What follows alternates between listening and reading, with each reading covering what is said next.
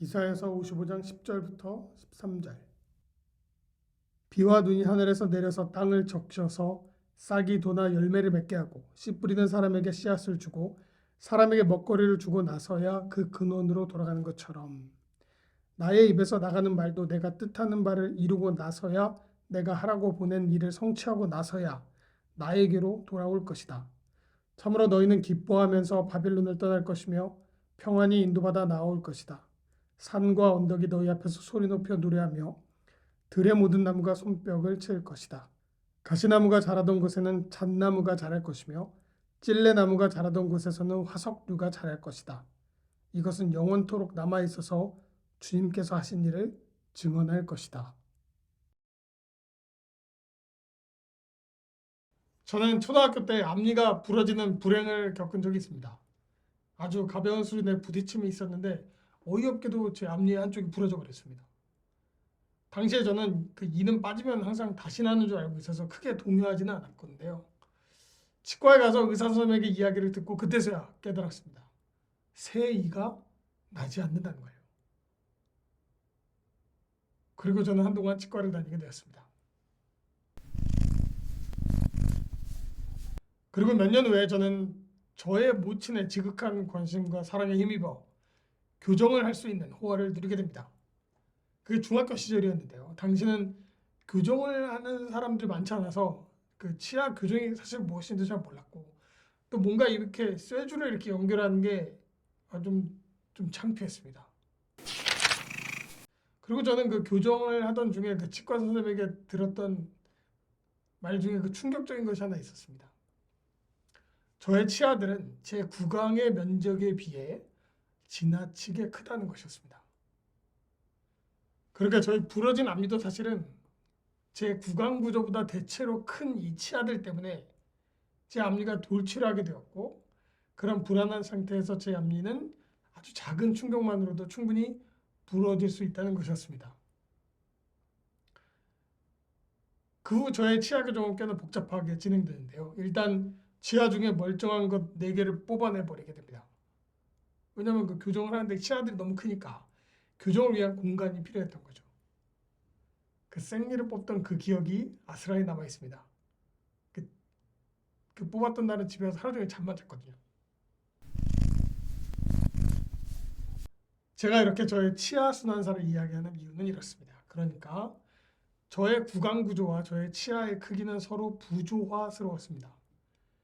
그 저의 자연산 치아들은 저의 입안에서 튼튼하게 자라기는 어려운 선천적인 이유를 가지고 있었다는 겁니다.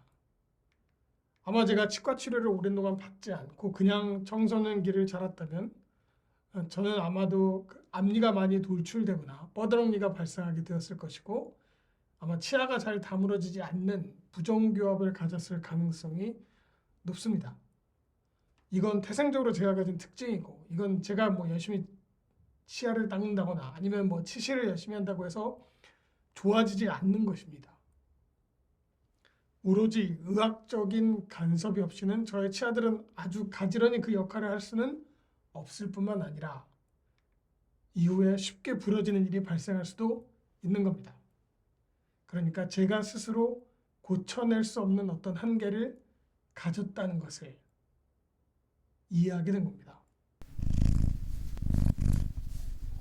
오늘 우리가 본 성서에서 하나님의 생각, 하나님의 길, 그리고 너희의 생각, 너희의 길 이것이 다르다는 선언이 있습니다.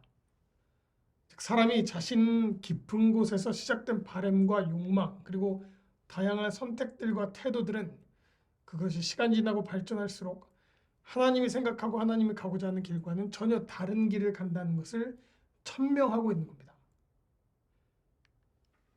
사실 인간들끼리도 각자의 지혜와 기술과 욕망에 만들어낸 결과들이 조금씩 다르고요. 발전의 속도도 다양합니다.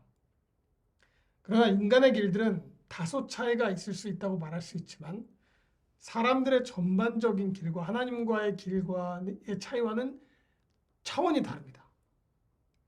하나님의 길과 생각은 본질적으로 사람이 가고자 하는 길과 시작부터 끝까지 전혀 다른 길을 가고 서로 만나지도 않으며 비슷하지도 않다는 것을 말합니다. 그러니까 사람이 하나님의 생각과 길을 만나기 위해서는 단 한 가지의 방법만이 가능한데요. 그건 하나님이 전혀 다른 길과 생각으로 달려가는 사람들을 불러 세워서 그를 거기서 우선 멈추어 세워야만 합니다. 그리고 그 방향을 바꾸어서 하나님의 길과 생각의 방향으로 교정하지 않으면 마치 저의 치아가 끝내 부정교합으로 끝날 수밖에 없는 운명처럼 하나님의 길과 만날 수 없게 됩니다. 생각해보면 사람들은 모두 각자 생각과 가고자 하는 길이 조금씩 다릅니다. 어쩔 때는 많이 어긋나 보일 때도 있습니다.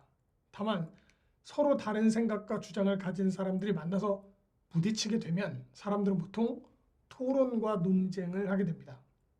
심하면 갈등을 벌이고 전쟁을 일으키기도 합니다. 그렇지만 보통은 서로의 차이를 인지하고 만약에 함께 가야 한다면 약간씩 양보하고 일부를 얻고 일부를 내어놓는 타협을 이루어야 합니다. 그렇지만 하나님과 인간 사이는 전혀 다른 이야기가 됩니다. 선택은 두 가지 중 하나입니다. 하나님이 사람의 마음을 꺾어 세우거나 혹은 사람이 하나님의 간섭에도 자신의 마음을 꺾지 않는 것입니다. 만약 후자라면 하나님의 길과 사람의 길은 영원히 만나지지 않을 것입니다. 이 둘 중에 하나뿐입니다. 요새 중꺾마라는 말이 있습니다. 중요한 건 꺾이지 않는 마음이라는 말이죠. 자신이 옳다고 생각하는 바를 주변의 환경이나 어려움 등에 굴하지 않고 지켜내어서 반드시 원하는 바를 이룬다는 좋은 말입니다. 다만 이 중꺾마가 잘 받아들여지기 위해서는 한 가지 전제가 있는데 처음에 새긴 마음의 생각이 반드시 그 사람과 사회에게 모두 이로운 것이어야 한다는 겁니다. 예를 들어 토익 시험에 만점 받기 이런 마음은 그 사람과 그 사회에게 모두 좋은 일입니다. 훌륭한 스펙을 얻거나 혹은 그 사회가 좋은 인재를 갖게 되는 것이니까요. 그러니까 이렇게 모두가 인정할 만한 좋은 가치여야 합니다. 그래야 중꺾마가 인정됩니다. 근데 예를 들어서 10억 만들기가 첫 마음이었다고 해보죠. 10억이 있다는 건 누구에게나 좋은 것처럼 보이긴 합니다. 다만 10억을 만드는 과정에서 다른 사람의 재산이나 마음을 상하게 하는 행위를 기꺼이 하는 중꺾마라면 어떨까요? 아니면 10억을 만들고 났더니 사람이 너무 차갑게 변해버리는 겁니다. 5억이 있는 사람을 조롱하거나 가난한 이들을 비난하는 사람으로 변해버리면 어떨까요? 그럼 그 중꺾마는 사회의 흉기가 될 수도 있습니다.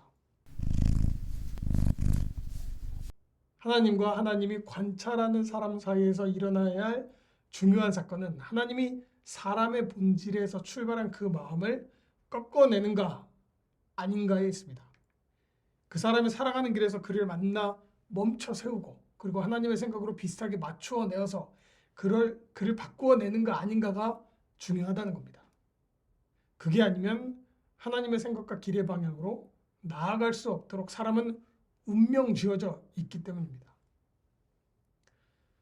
그리고 그렇게 마음이 꺾여지고 방향을 바꾼 이들에게는 결국 하나님이 알고 있는 하나님의 평화에 이를 수 있습니다. 이게 가장 중요한 가치죠. 잘 교정되어진 치아를 가져야 음식을 잘 씹고 먹을 수 있는 운명을 가진 저처럼 말입니다.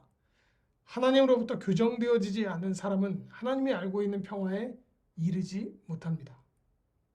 그 안전하고 질서 있고 온화한 삶과는 다른 길을 가게 됩니다. 오늘 성서 본문의 배경을 알면 좀 더 이 뜻이 명확해집니다. 하나님과 이스라엘은 그 나라의 운명과 발전에 대한 생각에서 서로 부딪히고 있습니다. 이스라엘이라는 한때는 꽤나 이름을 날리던 국가 체제를 갖고 있던 히브리인들은 그 3대 왕이 죽자마자 나라가 분단이 되었고요. 그리고 그 분단된 나라 중에 북이스라엘은 멸망해 버렸습니다. 그리고 남쪽의 유다만이 역사와 문화를 겨우 유지하면서 지지부진한 상태에 있었죠. 이때 유대인들의 꿈은 이 분단을 극복하고 흩어진 히브리인들을 다시 끌어모아서 제2대 왕인 다윗이 세웠던 나라를 회복하고 싶어 했습니다. 이게 BC 8세기에서 6세기의 시대상입니다. 심지어 현대 이스라엘도 좀 이런 사상이 남아있죠. 시오니즘이라고 말하죠. 그리고 이에 대해서 하나님의 생각과 길은 전혀 달랐습니다. 하나님은 아시리아, 바빌론, 페르시아 같은 주변 나라의 정치가들을 통해서 이스라엘을 정치사회적으로 지배하고자 했습니다. 그러니까 야훼 하나님의 영향을 일부 받은 이 정치가들이 이스라엘을 식민지화해서 세속적인 지배를 유지하고자 했습니다. 그리고 종교적으로는 제사장과 선지자들을 통해서 이스라엘의 신앙을 지켜내고자 했고요. 그러니까 정치와 종교를 분리하여 유대인들을 이끌어내고 싶어 했습니다. 이러면 일종의 고대 근동의 종교 분리 정책과 같은 것이죠. 그런데 사실 누가 생각하더라도 내 민족 안에서 정치인도 나오고 경제인도 나오고 종교인도 나와서 독립된 국가를 세우고 또 풍요로운 문명과 군사력도 갖고 싶죠. 당연합니다. 유대인도 그랬습니다. 그래서 지속적으로 하나님의 선택을 부정했고 어떻게든 다윗의 시대의 영광을 재현하고 싶어 했습니다. 그렇지만 하나님은 정확히 알고 있었죠. 유대인들이 원하는 길은 결국 그들을 타락시키고 죄에 빠지게 될 것이고 문명과 국가를 이룰지언정 야훼 하나님을 잃어버리게 될 것이라는 것을 말입니다. 하나님은 선지자들을 통해서 그들의 마음을 꺾습니다. 그들이 생각하는 번영이란 결국 하나님이 원하는 결과와 다르다는 걸 분명히 알고 있었고 역사적으로도 여러 번 증명된 바 있습니다. 독립된 국가에서 번영된 이스라엘은 자신들의 나라, 자신들의 욕망, 자신들의 부를 이루어서 타국의 사람들을 착취하고 다른 민족의 번영의 신을 섬기는 길로 가버릴 운명을 가졌다는 것이 분명했습니다.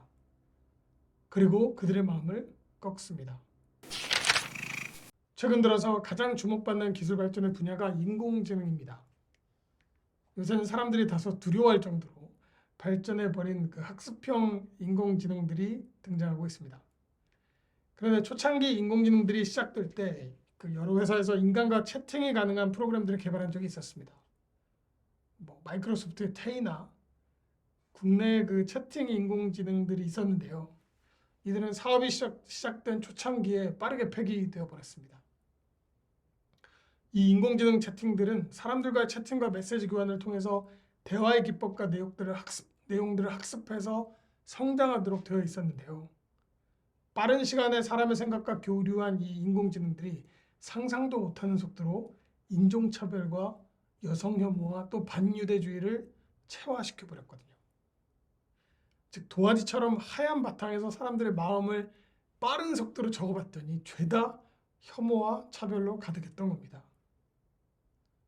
그래서 그걸 정직하게 발화하는 인공지능은 드러내놓고 세상에 공개할 수는 없는 것들이 되어버린 겁니다. 그 후에 대부분의 인공지능들은 이제 정치적 올바름이라고 하는 인간의 간섭이 시작됩니다. 인간이 매일 관여해야 하는 교정의 과정을 거치게 됩니다. 그것도 지속적으로 교정해야 했습니다. 왜냐하면 매일 새로운 혐오와 차별과 죄악들이 발생하고 있기 때문이죠.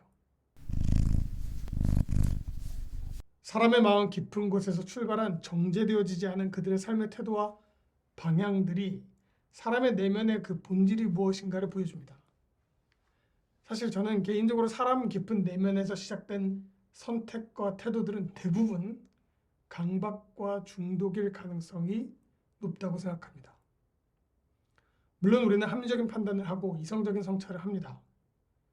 그러나 우리 깊은 내면의 본질에는 강박, 그러니까 두려움으로 가득 차 있고 또 중독되어진 편견들이 가득해 보입니다. 이런 원초적인 선택과 욕망에는 이런 강박과 중독이 영향을 끼칩니다. 하나님은 인간을 멈추어 세웁니다. 그리고 하나님의 길을 가르치고 그 길을 함께 가기를 초대합니다. 이 하나님을 만나고 그 제안을 받은 이들 중에 어떤 이들은 하나님의 멈추어 세움에 저항하지 않고 자신의 길을 뒤돌아보는 이들이 생깁니다. 그리고 내가 무엇을 했는지를 바라보죠. 그리고 자신의 길을 교정하는 이들이 생기게 됩니다. 그리고 하나님이 바꾼 길의 끝에는 하나님의 평화가 있을 것이라는 희망을 품게 됩니다. 자신이 판단하는 평화가 절대 이룰 수 없는 것이거나 가짜라는 것을 확인한 이들입니다. 이것이 하나님의 큰 그림입니다. 오늘날 거의 모든 사람들은 두려움을 갖습니다. 자신의 삶을 자신 지배하지 못할까 봐 두려워합니다. 타인이 내 삶을 조종하고 지배해서 나의 자원과 나의 행복을 앗아갈까 봐 두려워합니다. 사실 분명히 이런 점은 우리가 살면서 스스로 살펴야 할 것들이긴 하죠. 다른 욕망들이 우리를 지배하게 되면 큰 피해를 입을 수 있습니다. 다만 이러다 보면 하나님이 우리의 삶의 영역으로 들어오는 것들도 어려워지게 되기도 합니다. 권위와 전통이 위협받고 의심받는 시대가 되면 아버지로 표현되는 하나님의 뜻들도 그 힘이 자유롭지 못하게 됩니다. 그럼에도 불구하고 하나님은 우리의 뜻을 매일 멈춰 세우고 우리의 고집을 꺾어냅니다. 우리의 욕망과 죄로부터 출발한 욕심들은 매일매일 새롭게 진화하거든요. 그리고 하루도 빠짐없이 우리를 교정하고 고쳐내고자 합니다. 그게 하나님이 알고 있는 평화에 이르는 유일한 길입니다. 그 평화는 실제 존재하고 우리가 하나님의 생각과 길 안에서 누릴 수 있습니다. 중요한 것은 우리의 태도가 꺾이는 것입니다.